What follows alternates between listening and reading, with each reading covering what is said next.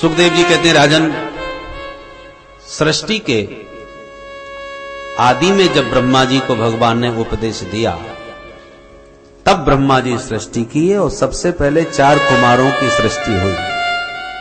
सनक, सनंदन, सनातन, सनत कुमार। ब्रह्मा जी ने इन चारों को संकल्प के द्वारा प्रकट किया। चारों से कहा, बच्चों तुम भी सृष्टि करो, तो चारों ने हाथ खड़े कर दिए, हम सृष्टि के चक्कर में नहीं पड़ेंगे, हम तो हरि का भजन करेंगे। ब्रह्मा जी को क्रोध आ गया कि उन्होंने मेरी आज्ञा नहीं मानी। क्रोध आते ही उनकी भ्रकुटी भेदन करके उनका कोप ही महारुद्र के रूप में प्रकट हो गया। बोल शंकर भगवान की जय। ब्रह्मा जी भोलेनाथ से कहा, तुम सृष्टि करो। जो आज्ञा महाराज। तो भोले बाबा ने भूत प्रेत डांकिनी पिशाचनी तमाम पैदा कर डाली। देखते ही ब्रह्मा जी घबरा के, बस बस महाराज, हो गई सृष्टि। ऐसी भयंकर सृष्टि हमको नहीं करवानी, तुम बैठ के भजन करो, तुम्हारे बस की बात नहीं। बोले बाबा प्रसन्न, झंझट छोड़कर बैठ गए भजन में। ब्रह्मा जी को चिंता हुई कि मेरी सृष्टि का विस्तार कैसे हो। तो अब की बार ब्रह्मा जी ने 10 ऋषियों को प्रकट किया, जिनके नाम हैं मरीचि, अत्रि, अंगिरा, पुलस्त, पुलह, क्रतु, भृगु, वशिष्ठ, दक्ष और देवर्षि नारद। इन 10 ऋषियों को भी संकल्प से प्रकट किया। अपनी वाणी से परम मनोहारिणी सरस्वती को प्रकट किया। अपनी छाया से महात्मा करदम जी को प्रकट किया। ये सब संकल्प सृष्टि के हैं। उसके बाद ब्रह्मा जी ने वाम अंग से कन्या और दक्षिण अंग से पुरुष को जन्म दिया, जिनका नाम मनु और शत्रुपा हुआ। ब्रह्मा जी बोले, भाई अब तुम दोनों मिलकर के मैथुन सृष्टि का शुभारंभ करो। तो मनु शत्रुपा के द्वारा स्त्री पुरुष की सृष्टि का शुभारंभ हुआ है। सबसे पहले 3 बेटी और 2 बेटा जन्म दिए मनु महाराज ने। बेटाओं के नाम प्रियव्रत और उत्तानपाद और बेटियों के नाम आकुति, देवहूति और प्रसूति। 5 संतान। पर एक दिन मनु महाराज ने प्रार्थना करी ब्रह्मा जी से, क्षमा करें महाराज, एक व्यवधान आ गया सृष्टि में। क्या? बोले कि हिरण्याक्ष नाम का दैत्य धरती कोई उठा के रसातल में ले गया। अब बोलो सृष्टि कैसे हो? तब ब्रह्मा जी भगवान का ध्यान करने लगे, प्रभु इस विघ्न को आप ही कृपा करके दूर करो। ध्यान करते ही जोड़ की छींक आ गई और छींकते ही ब्रह्मा जी की नासिका में से भगवान वराह बन के प्रकट हो गए। बोलो वराह भगवान की जय।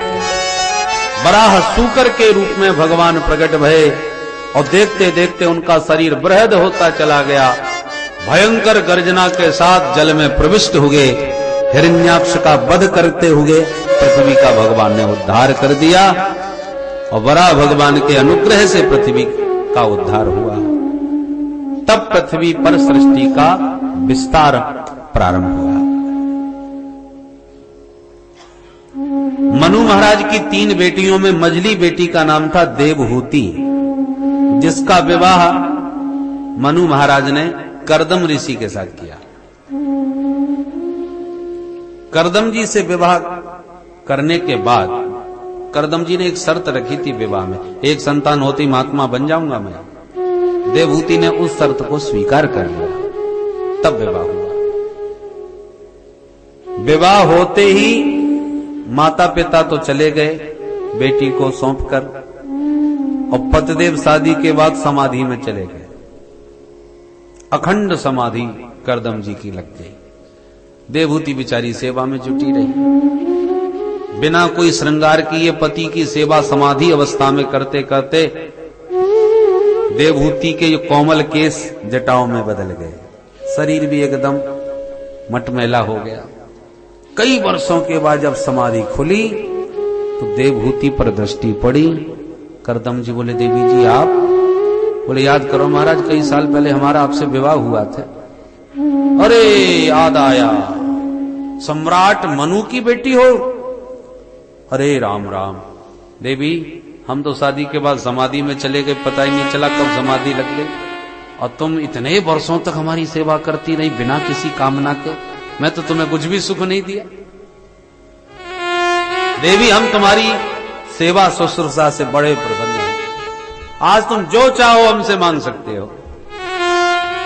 तुष्टोऽहमद्य तव मान विमानदाय शुश्रूषया परमया परया च भक्त्या यो देहि नाम मयमतीव सुहृत्स्वदेहो नावेक्षत समचितुं क्षपितुं मदर्थे।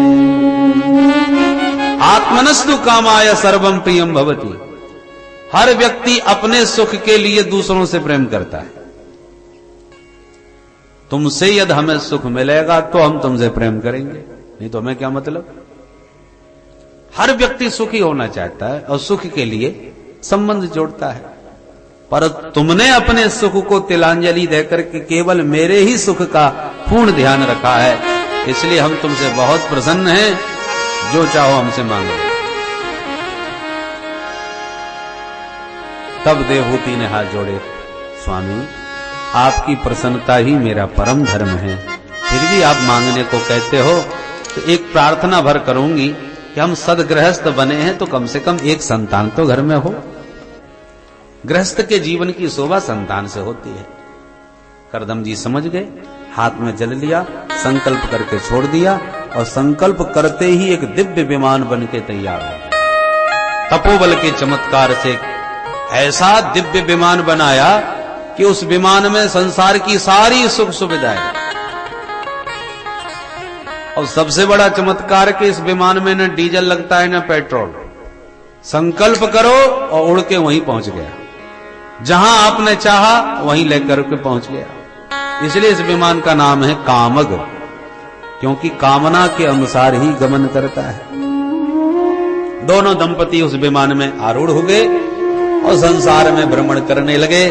संसार के सुखोपभोग करते करते कालांतर में 9 बेटियों को जन्म दिया।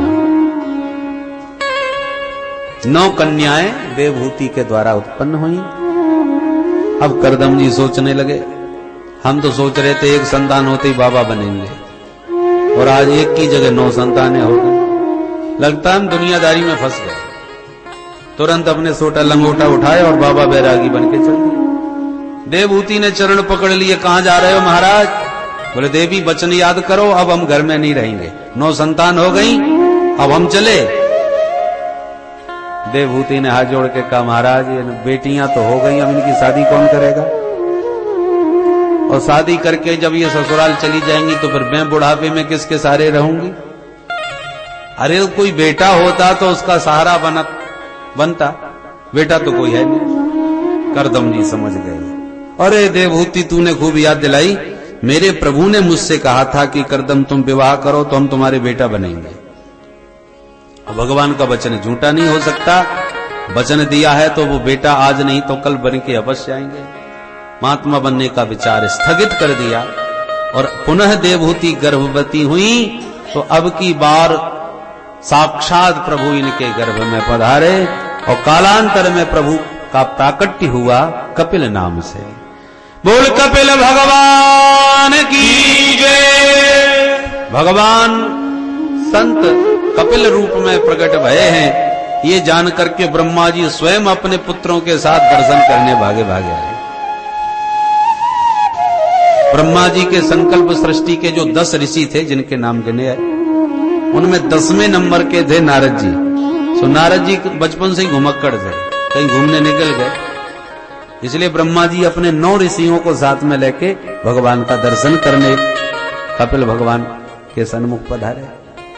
दर्शन किया, वंदन किया, स्तवन किया और जब चलने लगे तो करदम जी ने ब्रह्मा जी से प्रार्थना करी, एक निवेदन। क्या? बोले आपके साथ में 9 ऋषि, मेरे घर में 9 बेटी, बढ़िया जोड़ा बन जाएगा महाराज, ना मुझे भटकना पड़ेगा ना आपको। ब्रह्मा जी खुश हो गए, सुबह से शीघ्रम, बहुत अच्छे विचार हैं तुम्हारे।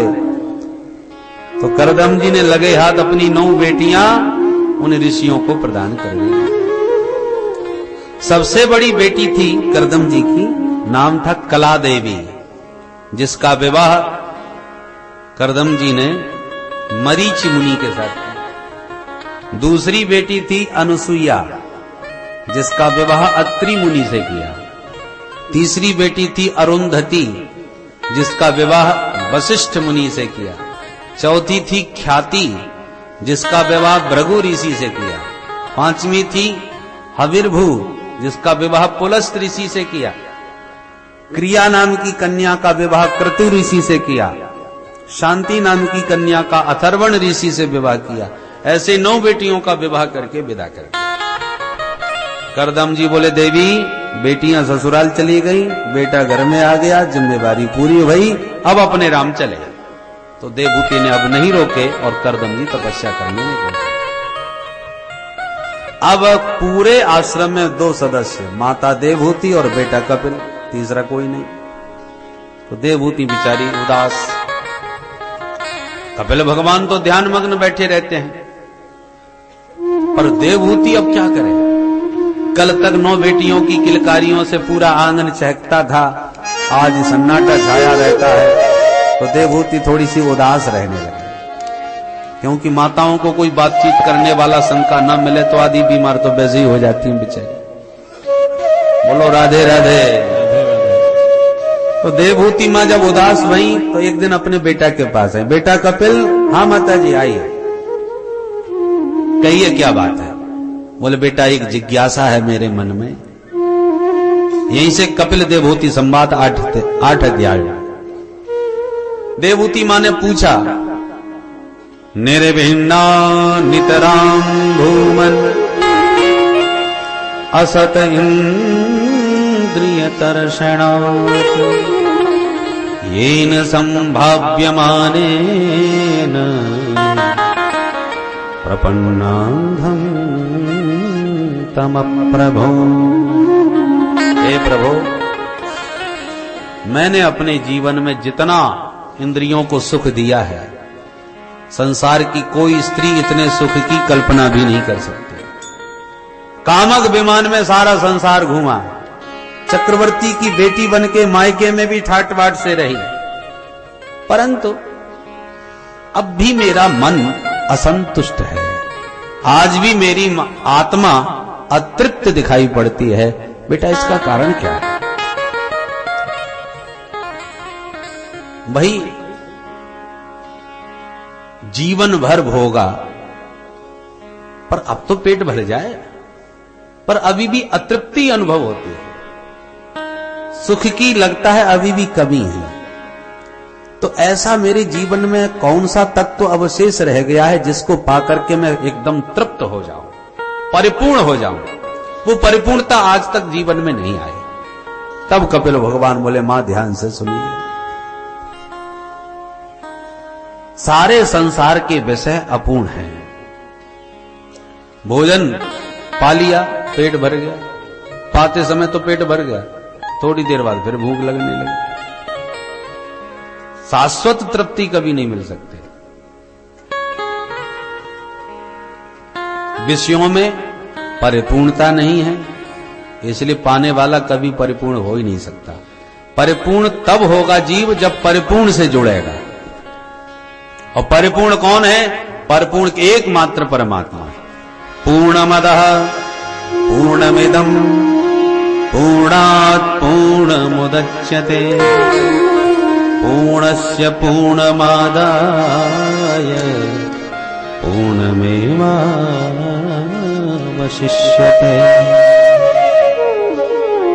एकमात्र प्रभु परिपूर्ण है, बाकी सारा संसार अपूर्ण है। तो जब तक उस परिपूर्ण से आपका संबंध नहीं जुड़ेगा, समर्पण नहीं होगा, तब तक आपके जीवन में भी कभी परिपूर्णता आ ही नहीं सकती। जगह जगह पावर हाउस लगे हैं छोटे छोटे, पर उसकी एक सीमित क्षमता है, ज्यादा पावर वो नहीं दे सकता। वो जो मूल रूप से पावर हाउस है, जहां पूरे क्षेत्र को बिजली मिल रही है,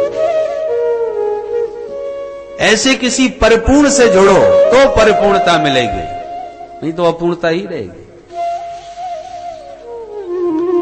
अच्छा बेटा, तो एक बात बताओ, उस परिपूर्ण प्रभु से संबंध जुड़े कैसे? कपिल भगवान कहते हैं, मां उसका सीधा सरल उपाय यह है, संतों के सानिध्य में रहो। संत की परिभाषा क्या है? संत किसे कहते हैं? तो संतों के लक्षण बतला रहे हैं। तितिक्षया तितिक्षवः कारुणिकाः सुहृद सर्वदेहिनाम् अजात शत्रवः शान्ता साधवः साधुभूषणा। माता जी, संत वह है जो तितिक्षु हो, सहनशील। किसी ने माला पहना दी तो भी खुश, और किसी ने धक्का मार के कहा हे बाबा पीछे चल, तो भी कोई फर्क नहीं। संत वह है जो आत्म केंद्रित रहता है, अपने आत्म स्वरूप परमात्मा को पहचानता है और उसी के आनंद में डूबा रहता है। तुम्हारे मान अपमान सम्मान पर उसका कोई प्रभाव नहीं। जो शरीर में स्थित हैं वो मान अपमान से जुड़े रहते हैं, और जो आत्मा में स्थित हैं वो मान अपमान से दूर रहते हैं। हम लोगों की सुख दुख की चाबी दूसरों के हाथ में है। यदि किसी ने माला पहना के आरती उतार के बढ़िया माल पानी छका दिया तो हम बड़े प्रसन्न होते हैं, आज उसने बड़ी सेवा करी भाई, हमारी बड़ा सम्मान हुआ, बड़े खुश हो जाते हैं। और किसी ने नेक ऊंची आवाज में कह दिया चल पीछे हट, तो 2 दिन तक मूड खराब रहा। बताओ उसने हमसे ऐसे बोल रहा, तो उसने दुख की चाबी घुमा दी, उसने सुख की चाबी घुमाई, तो तुम तो पराधीन हो गए ना। दूसरों के द्वारा तुम्हारा सुख दुख है। और संत स्वस्थ होते हैं इसलिए उनका आनंद अपने हाथ में है, हमारा आनंद दूसरों के साथ में। दूसरों के बनाए हुए व्यवहार किए हुए व्यवहार का हम सुखी और दुखी होने का हम पर प्रभाव पड़ता है। संत अपने में स्वस्थ है, हम अस्वस्थ हैं। स्वस्थ का मतलब क्या हुआ? जो स्व में स्थित हो वो स्वस्थ। हम स्व में स्थित नहीं है, हम दूसरों में स्थित हैं। इसका मेरे प्रति कैसा भाव है, ये मेरे साथ क्या कर रहा है। दूसरों में स्थित ज्यादा रहते हैं इसलिए हम अस्वस्थ हैं, और महात्मा अपने में ही स्थित रहते हैं इसलिए पूर्ण स्वस्थ हैं। बोलो राधे राधे राधे।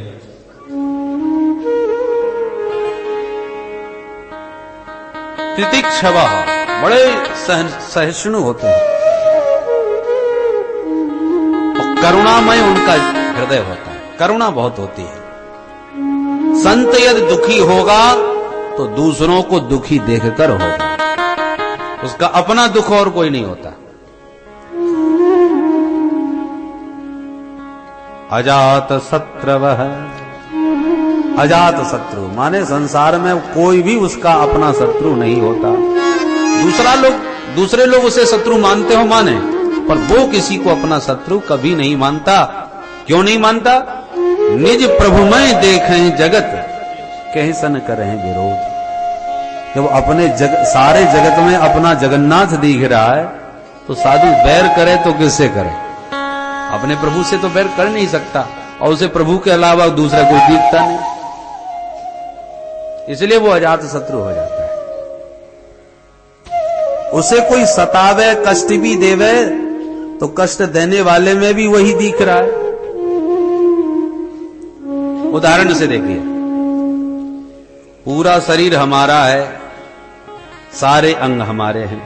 शरीर में अनेक अंग हैं, पर सारे अंगों को मिला के शरीर एक है।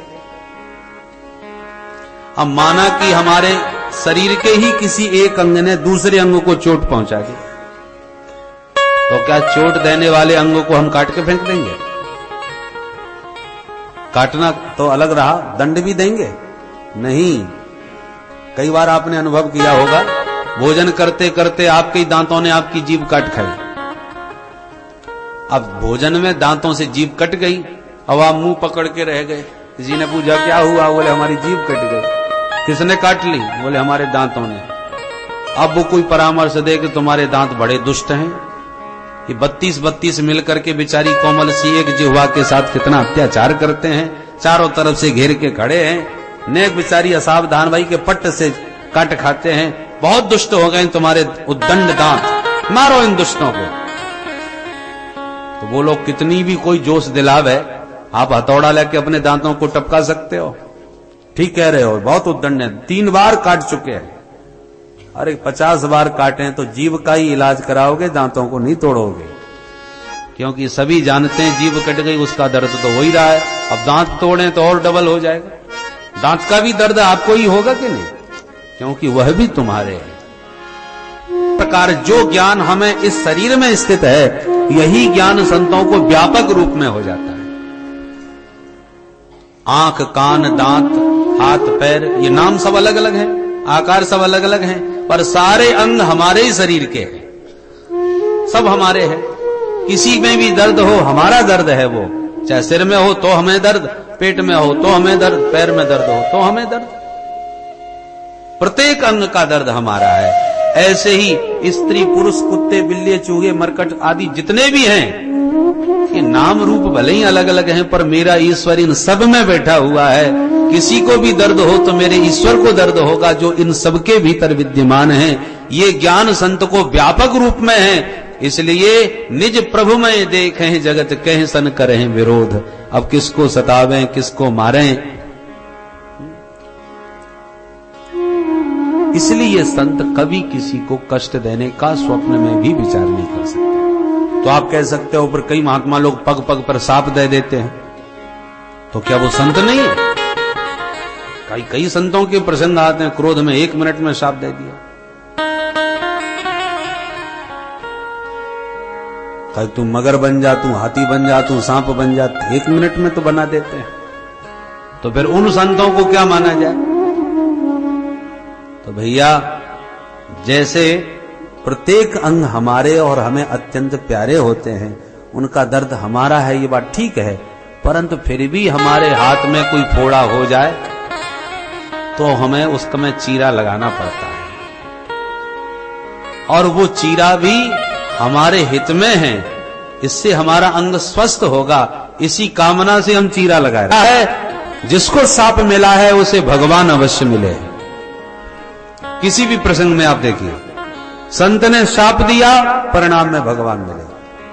गौतम जी ने अहिल्या को शाप दिया तो राम जी घर बैठे स्वयं आश्रम में आकर के कृपा किए, दर्शन दिए। गजग्राह को शाप मिला तो प्रभु उद्धार करने भी स्वयं आए। तो जो शाप परमात्मा से मिला दे, वो शाप कहां रहा, वो तो वरदान हो गया। जिन प्रभु को पाने के लिए जन्म जन्मांतर बीत जाते हैं, तपस्या करते तब भी नहीं मिलते, और संत का शाप सीधा भगवान से मिला दे तो इससे बढ़िया बात और क्या होगी। तो जैसे डॉक्टर साहब का इंजेक्शन भी देखने में कठोर और पीड़ादायक लगता है, पर परिणाम में कल्याणप्रद है, स्वास्थ्यवर्धक है, इसी प्रकार से संत का कोप उग्र तो लगता है, पर परिणाम में उस शाप में भी आशीर्वाद छिपा रहता है, जीव का कल्याण निहित है। बोलो राधे राधे। ये संतों के कुछ लक्षण हैं, और ऐसे तत्वज्ञानी संतों के सानिध्य में रहो तो भगवान की चर्चा सुना सुना करके सताम प्रसंगान मम वीर्य संविदो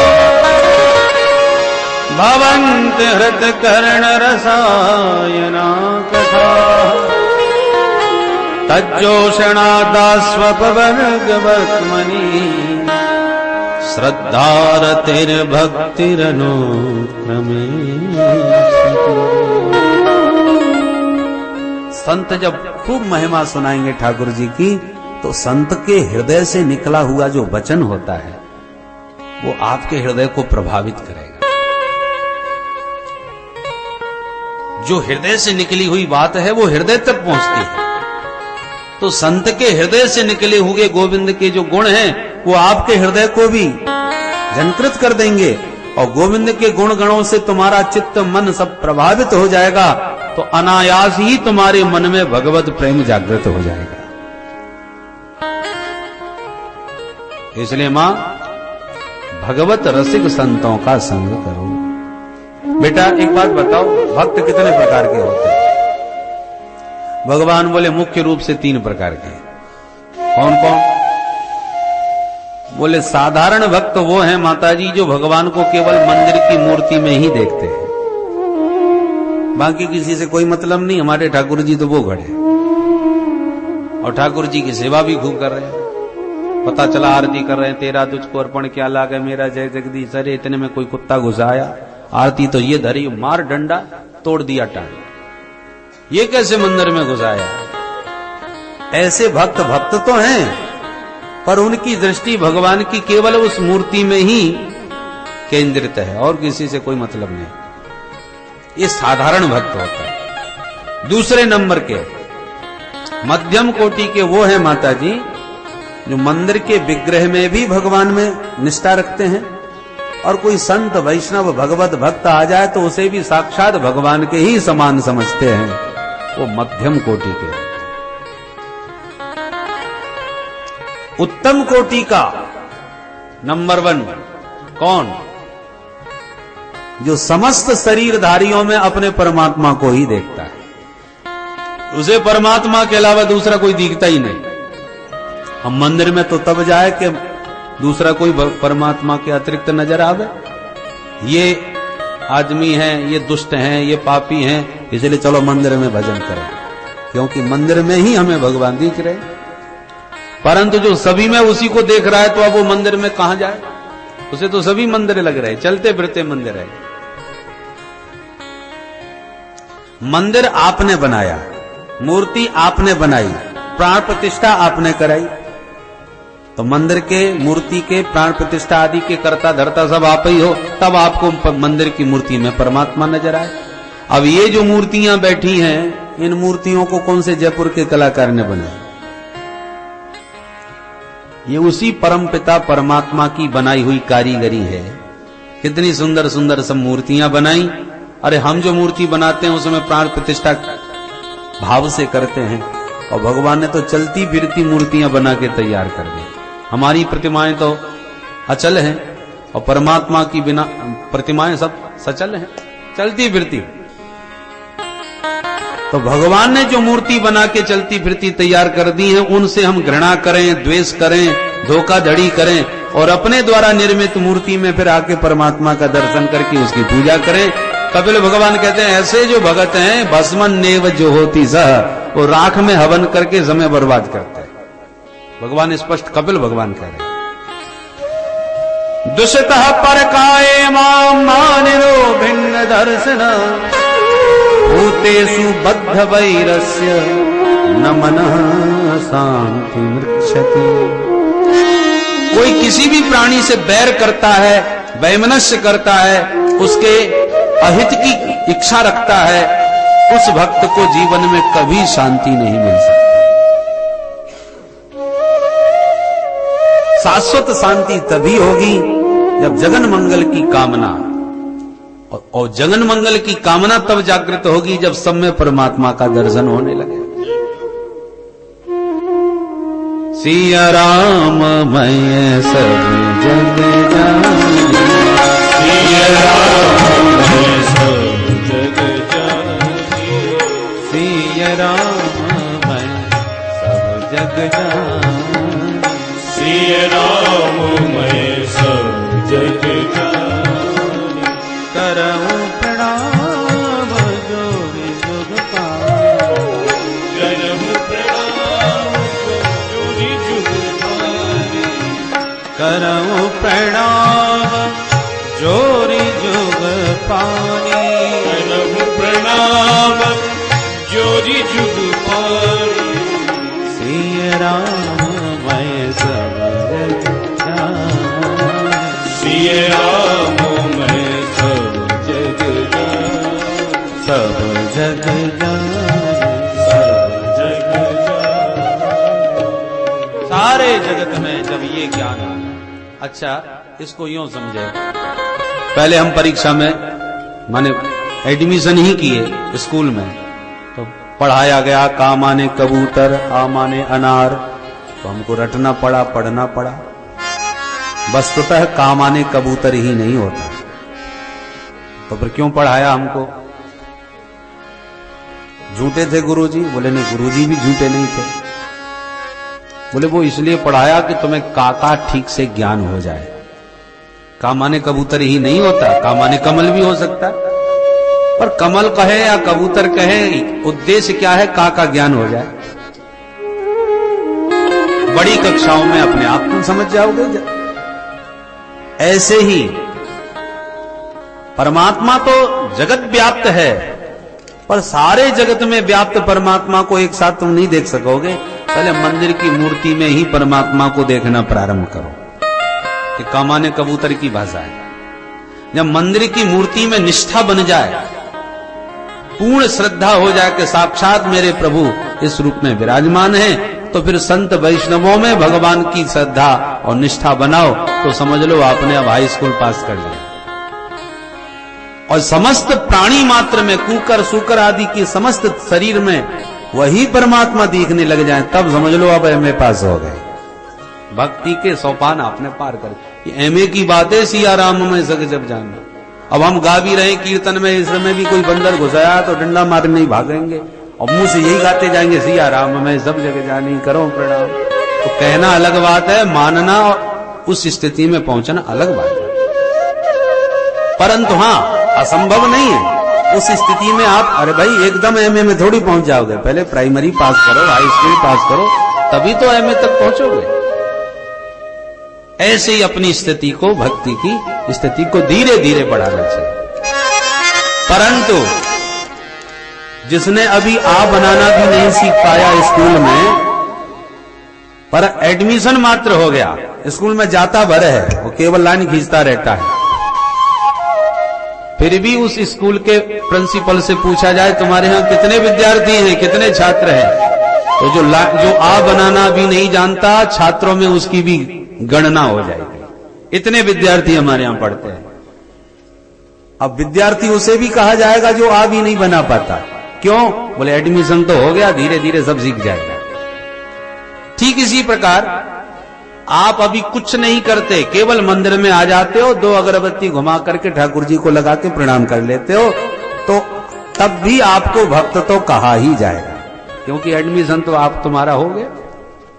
अब ये अलग बात है कि कौन विद्यार्थी किस कक्षा का है, ये विषय अलग है, पर विद्यार्थी तो सब है।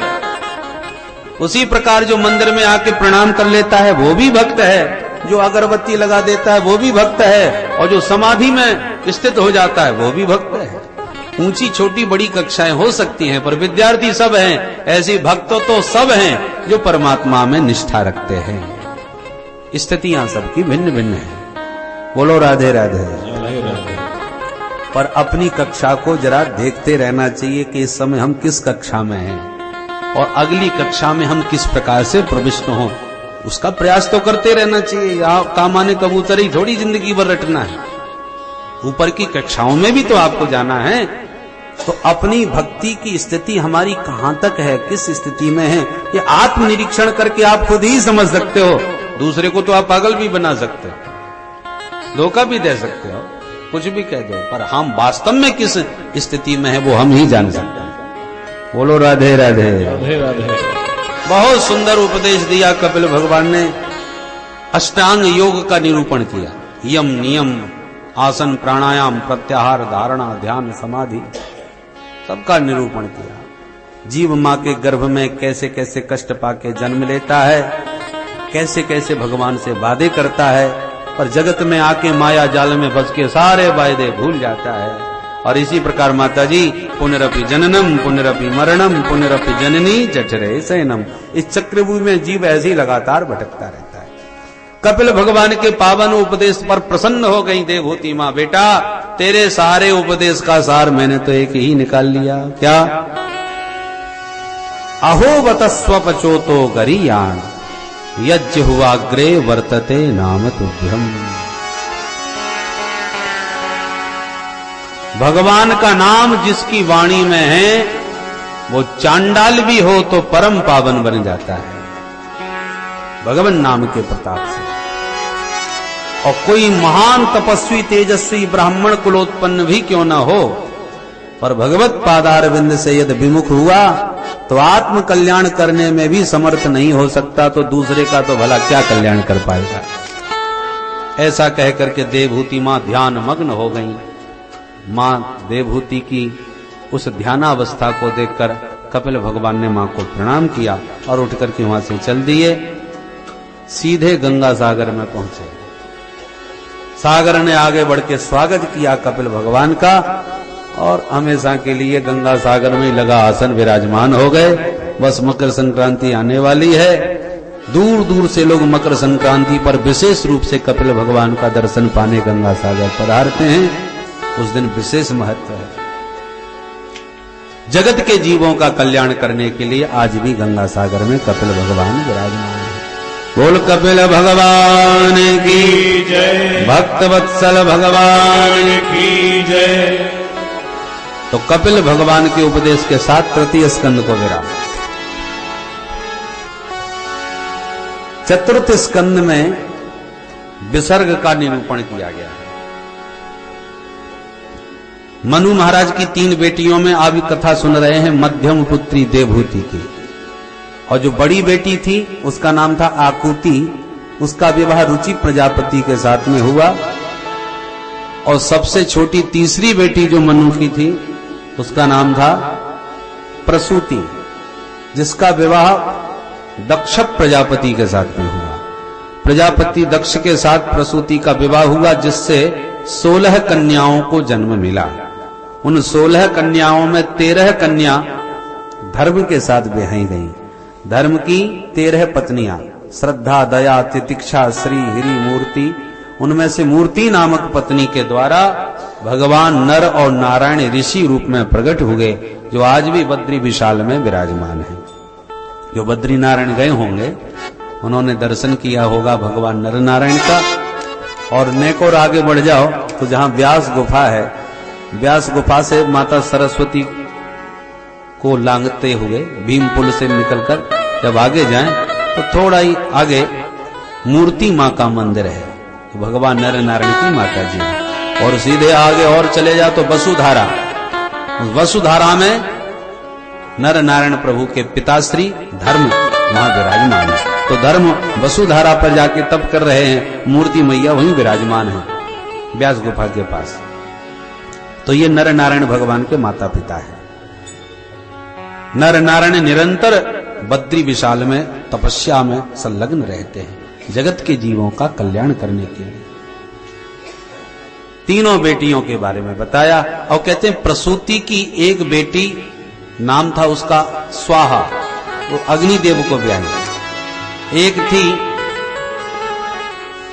स्वधा, जिसका विवाह पितरों के साथ हुआ। और एक सबसे छोटी जो थी, 16 थी ना, 13 धर्म को, एक अग्नि को, एक पितरों को और एक भगवान शंकर को ब्याही गई, जिनका नाम था देवी सती। सती जी जो शिव जी को ब्याही गई, इनके कोई संतान नहीं हुई, क्योंकि इन्होंने अपने पिताजी के यज्ञ में शरीर ही त्याग दिया था। चौंके, शरीर क्यों त्यागा पिता के यज्ञ में? बोले इनके पिता दक्ष ने भोले बाबा का अपमान कर दिया, इसलिए दुखी होकर के इन्होंने शरीर त्याग दिया। कारण पूछा परीक्षित ने, क्या अपमान किया? तो विस्तार से यह चरित्र सुना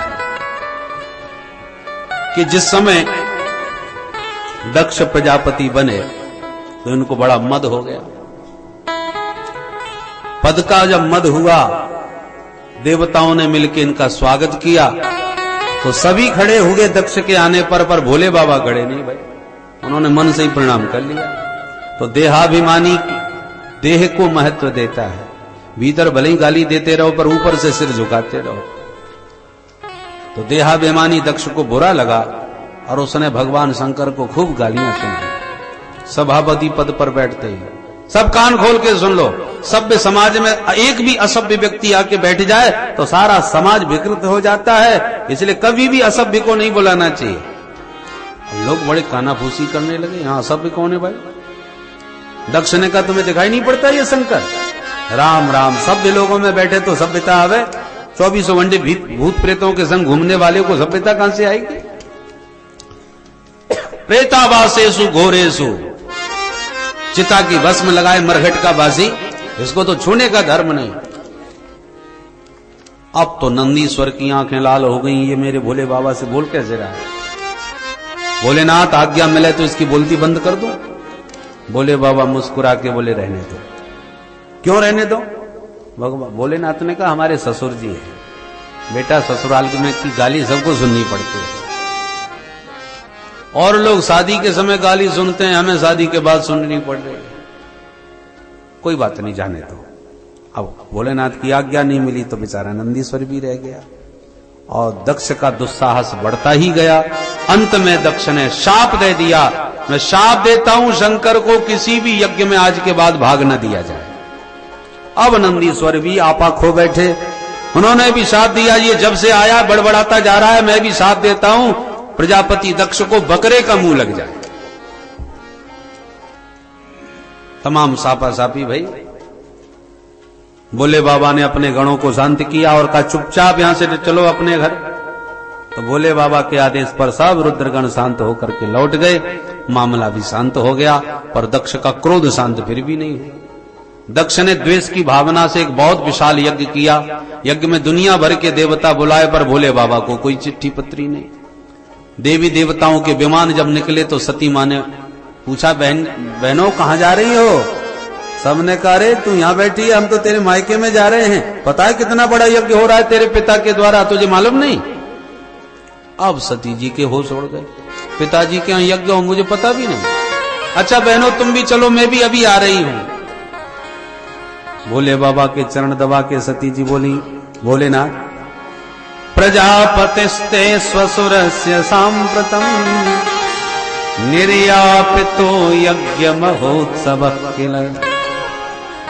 आपको पता नहीं भोलेनाथ, आपके ससुराल में ससुर जी ने बहुत विशाल यज्ञ किया है, आप भी जल्दी से तैयार हो जाओ, हमारा चलते हैं। भोले बाबा ने कहा कोई चिट्ठी आई थी क्या? सती जी ने कहा आई तो नहीं, पर भेजी जरूर होगी, पर कभी कभी डाक मिस हो जाती है। हो सकता है आप इतने जंगल में आके बसे हो कि पत्र लाने वाला ही भटक गया हो। ऐसा हो सकता है कि आपको न बुलाया जाए। भोले बाबा हंस पड़े, देवी हमें मालूम है नहीं बुलाया। कैसे मालूम?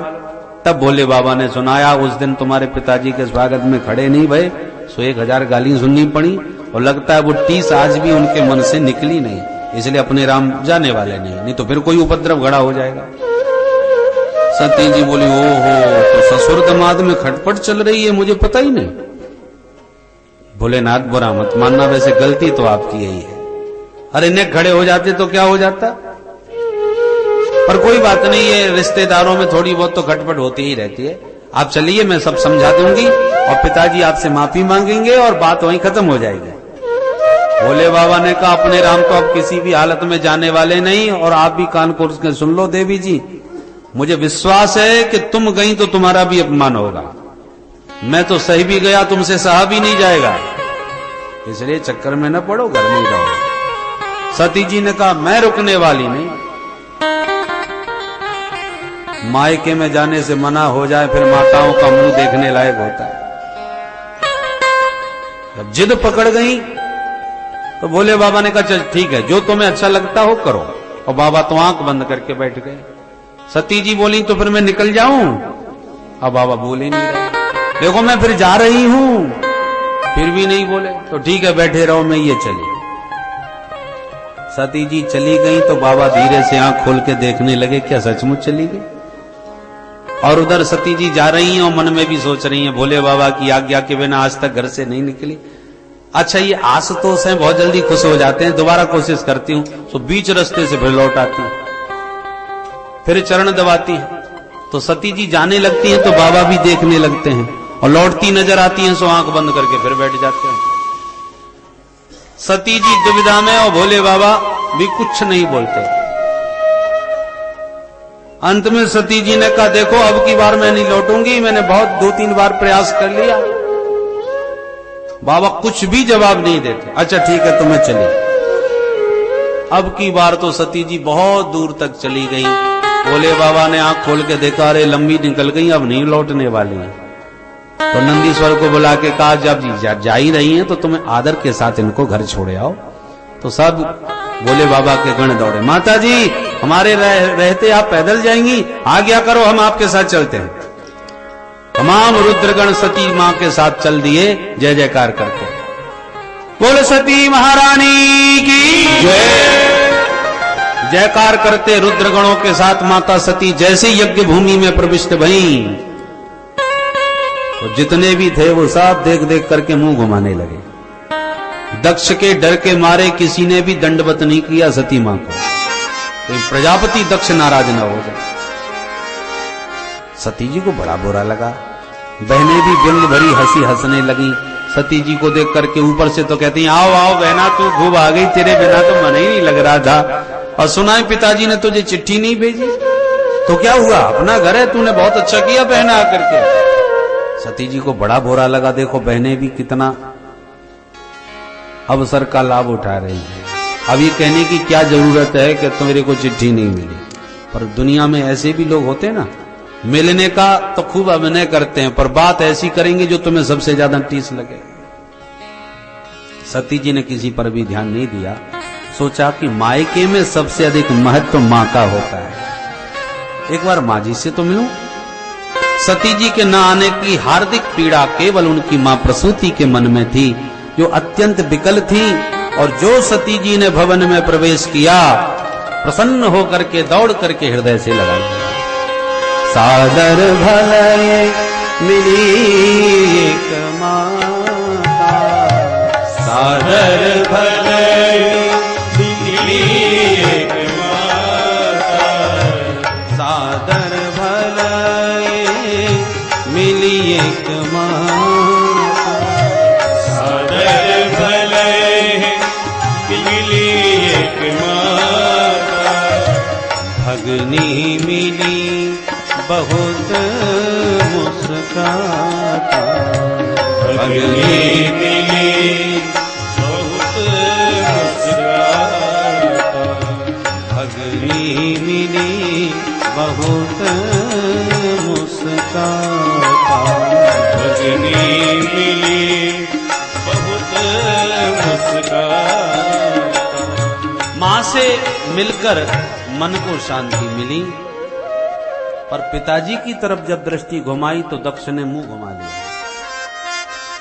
बड़ा क्षोभ हुआ सती के मन को, फिर भी अपने पिता के द्वारा किए अनादर को सह गई।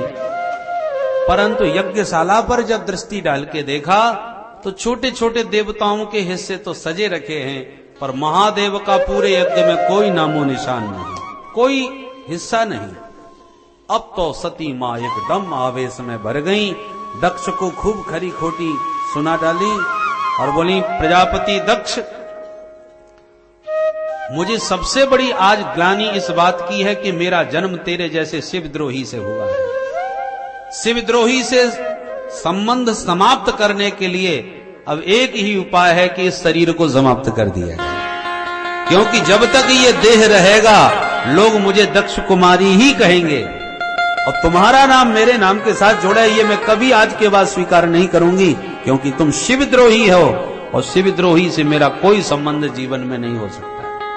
ऐसा कह के देवी सती मां ध्यान मग्न होके भोलेनाथ के चरणों का स्मरण करके एक पल में अपना शरीर त्याग दिया। बोल सती महारानी की जय। माता सती के देह को दग्ध होते देखा, दौड़ पड़े सब रुद्रगण, मारो काटो चिल्लाते हुए टूट पड़े। सारी बल्लियां उखाड़ के यज्ञशाला चौपट कर डाली, भंडार सब तहस नहस कर डाला। परंतु भृगु मुनि यज्ञाचार्य थे, उन्होंने रक्षोहण मंत्र की शक्ति से दैवी शक्तियों को प्रकट करके भूत प्रेतों को मार पीट के वहां से भगा दिया। नारद जी ने दौड़ लगाई भोलेनाथ के पास। भोलेनाथ गजब हो गया, क्या हुआ? बोले महाराज जैसे हम थे वैसे ही आप हो गए। मतलब? बोले मतलब यह है महाराज, माता सती मिलने गई थी पिताजी से यज्ञ भूमि में, वो दुष्ट दक्ष ने मिलना तो दूर रहा, अपनी बेटी में मिलते मिलते ऐसा धक्का मारा बेचारी हवन कुंड में गिर गई। पुराने जमाने के संवाददाता नारद जी महाराज पूरे संसार की रिपोर्ट रखते हैं, और फिर पत्रकारों की शैली होती है जरा चटपटी खबर बनाने की। खबर भी ऐसी चटपटी बना करके प्रस्तुत करी कि भोले बाबा का माथा एकदम गर्म हो गया। अरुद्र भागम तम वेक्ष चाध्वरम पित्रा च देवे कृत हेलनम विभौ, उखाड़ करके जटा पटक दी। वीरभद्र को प्रकट करके आदेश दिया, जाओ दक्षम सयज्ञम जहि, यज्ञ सहित दक्ष को समाप्त कर दो। वीरभद्र तूफान बन के इतने वेग से दौड़े कि देवता भयभीत होके भागने लगे। वीरभद्र ने रुद्रगणों को आदेश दिया, एक भी ना भागने पावे, सबको बंदी बनाओ। जिन्होंने भी यज्ञ में भाग लिया है वो भाग लेके ही भागेंगे, खाली हाथ कोई नहीं जाएगा। सबको पकड़ पकड़ करके रस्सियों में बांध दिया और सारी यज्ञशाला को उखाड़ करके फेंक दिया। अब बोलो इन्हें क्या दंड दिया जाए। जो बेचारे पिट के भाग रहे थे रुद्रगण, उन्होंने शिकायत करी, महाराज ये जो भृगु बाबा खड़े हैं हमारी इन्होंने बहुत पिटाई कराई। वो हम पिट रहे थे और ये दाढ़ी पर हाथ घुमा रहे थे। क्रोध में भरे वीरभद्र ने भृगु जी की दाढ़ी पकड़ के एक झटके में सारे बाल नोच लिए और भृगु जी को छोड़ दिया। महाराज ये जो पूषा देवता खड़े हैं, जब हम पिट रहे थे तो ये ही करके बत्ती सी निकाल के हंस रहे थे। एक मुक्का मारा सो सारी बत्ती से पूषा की बाहर। भग देवता की शिकायत करी, महाराज हमारी तरफ आंखें मटका रहे थे, तो दोनों अंगुली डाल करके आंखें भग की बाहर निकाल दी। सारी यज्ञशाला को चौपट, सारे देवताओं को खंडित, अंत में दक्ष को भी पटक करके सिर को धड़ से मरोड़ करके हवन कुंड में स्वाहा। बोल शंकर भगवान की जय। सारी यज्ञशाला को खंडित करके वीरभद्र लौट गए शंकर बाबा के पास। खंडित देवता भगवान ब्रह्मा जी के पास गए, देखो महाराज यज्ञ में अपना भाग लेने गए थे, इसमें मिला कुछ नहीं, हमारा ही भाग और चला गया, बहुत दुर्दशा भैया, ऐसा यज्ञ आज तक नहीं देखा। ब्रह्मा जी बोले, बिना विचारे जो करे सो पाछे पछताए। यज्ञ में भाग तो मुझे भी मिला था पर मैं तो नहीं गया, क्योंकि जहां शिव का विरोध है वहां हम कौन जाएगा। तो नारायण भी नहीं गए, हम भी नहीं गए, शंकर बाबा भी नहीं गए, तो जहां त्रिदेव नहीं गए वहां तुम क्यों गए। देवताओं ने कान पकड़े, महाराज अब खाई सो खाई, आगे खाएं तो राम दोहाई, आज के बाद ये भूल कभी नहीं करेंगे। ब्रह्मा जी बोले चलो शंकर बाबा को खुश करते हैं, वो बहुत जल्दी प्रसन्न हो जाते हैं। तब देवताओं के साथ शंकर जी की शरण में शंकर जी ने ब्रह्मा जी को आदर दिया प्रणाम करके। ब्रह्मा जी ने देवताओं की सिफारिश करी तो भोले बाबा तो 1 मिनट में खुश भी हो जाते हैं। क्षणे रुष्टा क्षणे तुष्टा, एक क्षण में गरम एक क्षण में नरम। कहो क्या समस्या है। भृगु जी ने कहा देखो महाराज पूरी दाढ़ी नोच के रख दी, एक बाल नहीं बचा, बिना दाढ़ी के मेरे को बड़ी बेचैनी रहती है। बोले बाबा मुस्कुराए, अच्छा पूरी दाढ़ी तो नहीं मिलेगी परंतु थोड़ी सी दाढ़ी तुमको आगे लग जाएगी, जाओ हमारा आशीर्वाद है। तो वही फ्रंचकट दाढ़ी भृगु जी को भगवान ने प्रदान कर दी। वो इतने से कम चलाने लगे। पूषा देवता ने कहा मुझे देखो ऐसा मुक्का मारा कि एक भी दांत मुंह में नहीं बचा। बोले बाबा ने कहा क्या जरूरत है दांतों की, सतुआ घोर के पी जाओ, दांतों की कोई आवश्यकता नहीं पड़ेगी। भग देवता ने कहा मेरी आंखें फोड़ दी। भोलेनाथ ने कहा तुम मित्र दृष्टि से देख सकोगे, ये हम तुम्हें सामर्थ्य प्रदान करते हैं। सारे देवता प्रसन्न होके बोले भोलेनाथ अब यज्ञ भी सफल करें। बोले बाबा ने कहा यज्ञ में भाग मिलेगा नहीं तो हम जाके करेंगे क्या। तब सारे देवता मिलके बोले भोलेनाथ आज के बाद यज्ञ में जो भी सामग्री शेष बचेगी वो सब आपका ही हिस्सा माना जाया करेगा। बोले बाबा खुश हो गए, जोई राम जो बच जाए वही बहुत है भाई। यज्ञ में भोले बाबा समस्त देवताओं के साथ राजी होके आए। बुलाओ यजमान। देवता बोले यजमान का सिर तो स्वाहा हो गया, धड़ ये पड़ा है। बोले बाबा को ससुर जी की दशा पर दया आ गई और बकरे का मुंह जोड़ करके पुनर्जीवित कर दिया प्रजापति दक्ष को। दक्ष ने हाथ जोड़ के प्रणाम किया और स्तुति गा उठा।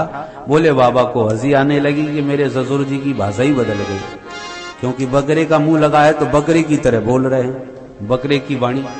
इसलिए पूजा करने के बाद भोले बाबा के सामने भक्त लोग बम बम बम बम बकरे की तरह गाल बजाते हैं, क्योंकि बम बम कहते ही भोले बाबा को ससुर जी याद आ जाते हैं, वो ऐसे ही बोलते हैं। तो भोले बाबा बम बम से बड़े खुश होते हैं। भगवान भोलेनाथ प्रसन्न हो गए तो श्री हरि नारायण भी प्रकट हो गए। सभी को समझाते हुए भगवान ने कहा सुनो भाई देवताओं, मुझ में और शिव में जो विरोध मानते हैं या मेरा सेवक और शिव जी का विरोधी बन जाते हैं, उनके कार्य कभी सफल नहीं हो सकते, क्योंकि तत्वतः हम दोनों अभिन्न हैं। शिवद्रोही मम दास कहावा, सो नर मोह सपनेऊ नहीं भावा। स्वप्न में भी ऐसे लोग मुझे अच्छे नहीं लगते। तो जैसे कन्या का समर्पण तो अपने पति में ही होता है, पर पति में समर्पण करने के साथ साथ सास ससुर देवर जेठ का भी वो ख्याल करती है, उन सबका भी आदर और ध्यान रखती है। ऐसे ही समर्पण तो अपने इष्ट में होना चाहिए, पर आदर सम्मान सभी देवी देवताओं का करना चाहिए। किसी के अनादर से हमारे इष्ट थोड़ी प्रसन्न होंगे, वो भी तो उनके परिकर है। इसलिए बहुत सुंदर उपदेश भगवान ने अपने अभिन्नता का देवताओं को दिया। और तब सती देह त्यागने के बाद हिमालय नंदिनी पार्वती बन के प्रकट भई और पुनः घोर तपस्या करके शंकर बाबा को प्राप्त हो गई। बोल शंकर भगवान की जय। अब कथा बहुत खींचना चाहते हैं, पर क्या करें, खिंचती नहीं। हम सोच तो ये रहे थे कि प्रातः ध्रुव चरित्र, शाम को प्रहलाद चरित्र होवे, परंतु अब समय की आज्ञा नहीं है, तो द्वितीय सत्र अब ठीक 2:30 बजे से प्रारंभ करेंगे, जिसमें ध्रुव और प्रहलाद जी के पावन चरित्रों का हम लोग आनंद लेंगे।